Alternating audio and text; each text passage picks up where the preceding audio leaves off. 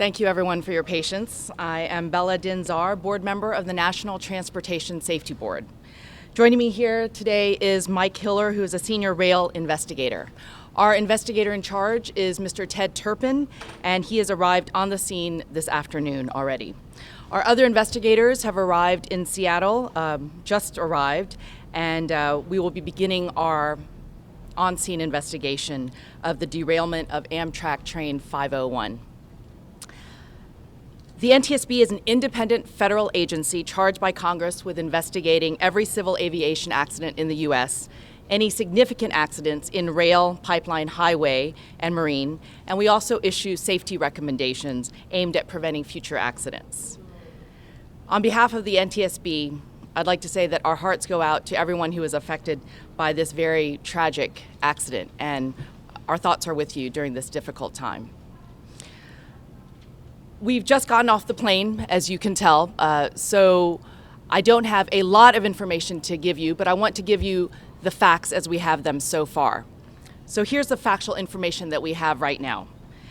The investigator in charge has obtained a download of the event data recorder on the rear locomotive.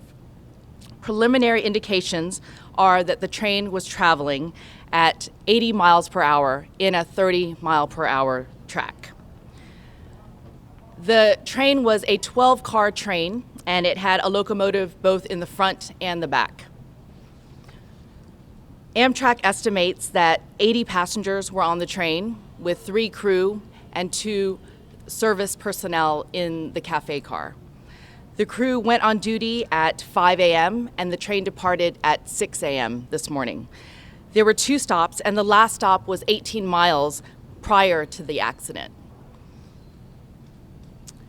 I also wanted to let you know that the Family Assistance Center has been stood up, and this is in accordance with the Rail Safety Improvement Act of 2008.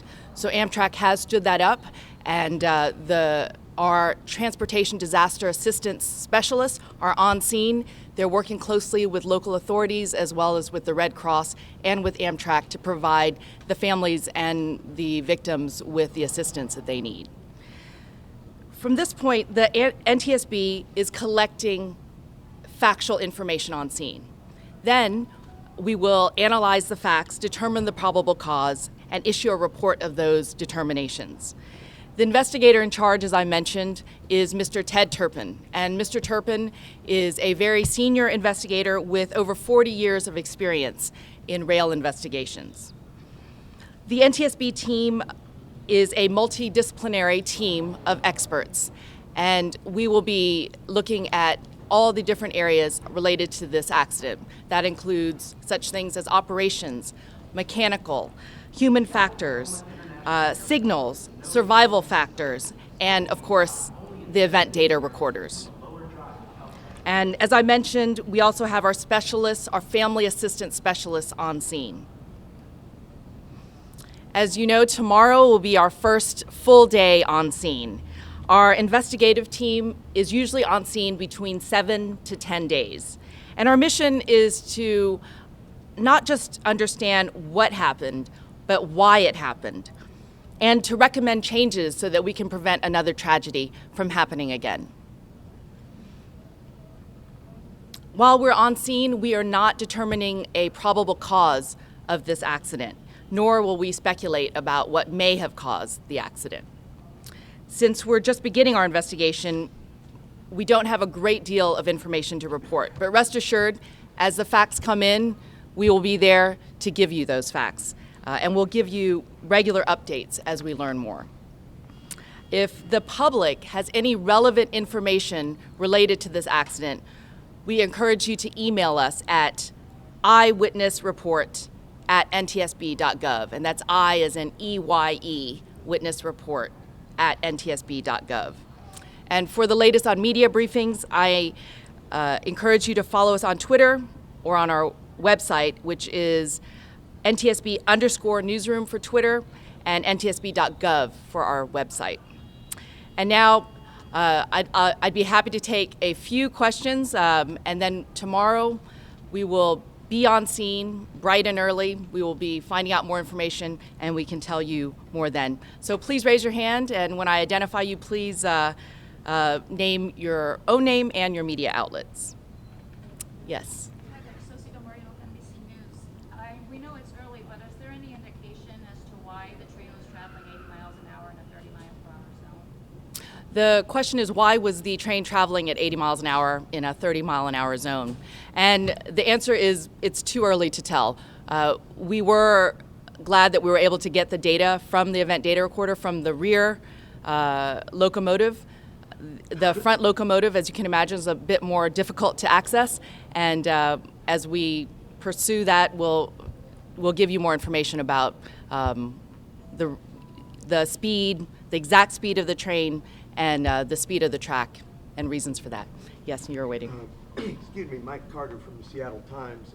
Can the NTSB confirm the number of fatalities in this accident at this point? The question is, can we confirm the number of fatalities? And that's a very good question. We often get asked that, but we leave that to the local authorities simply because that number changes. The people who were affected, as you know, have been treated at many different hospitals. So we'll leave that for the final number until we hear from the authorities.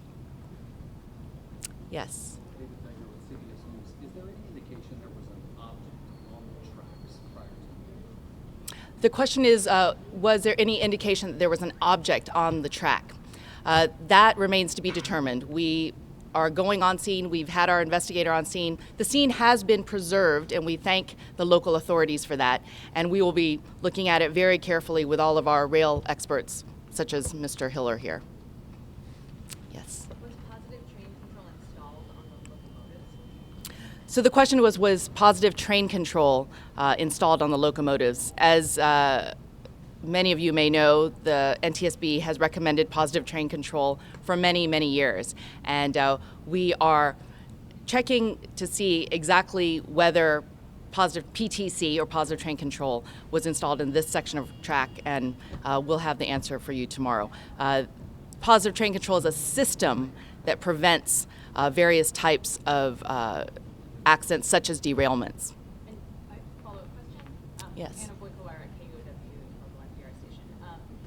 Would positive train control have prevented an accident like this? So the question is, would positive train control have prevented an accident like this? And PTC would prevent types of accidents such as this. Whether it will prevent this accident remains to be seen. We should remember that PTC can't prevent every accident, but it does prevent derailments, overspeed, certain types of derailments, overspeed accidents, as well as incursions into work zones, for example. Yes. Natalie Swaby from King 5. Has the train conductor engineer already been interviewed? I know you already have some investigators on scene. And if not, what's the timeline for those interviews to take place? And the question is whether the engineer has been interviewed yet. And I believe, and I will ask Mr. Hill, I believe we have not completed all of the interviews. Is that correct? Correct. No crew has been interviewed yet. We're waiting for our experts to get on scene. They're here, so that'll probably be in the next day or so. So that will be done in the next day or so, we hope. And I'll take one more question from someone who, yes. Johnson, New York Times.